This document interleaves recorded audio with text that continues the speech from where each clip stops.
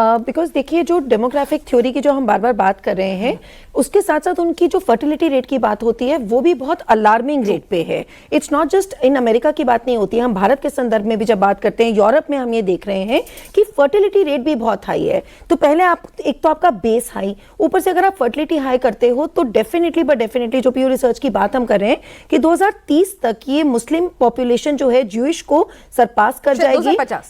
2030 तक की बात हो रही है और 2050 में तो डबल से भी ज्यादा हो जाएगी। अभी 3 मिलियन है तो 8 मिलियन होने की, 8 मिलियन तक होने की बात हो रही है 2050 तक।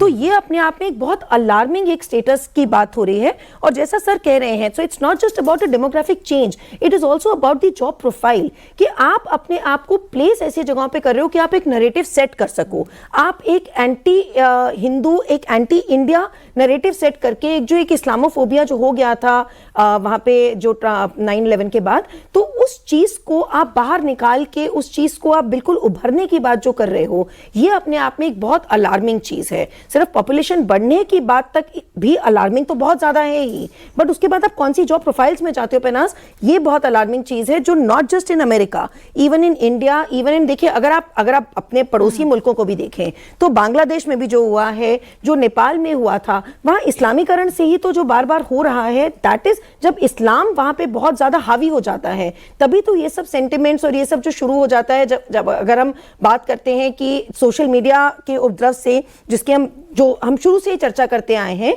कि जो एक नैरेटिव सेट करा जाता है, उसकी वजह से पूरी की पूरी सत्ताएं बदल जाती हैं। That has always been happening. Closing remark, Ravindra.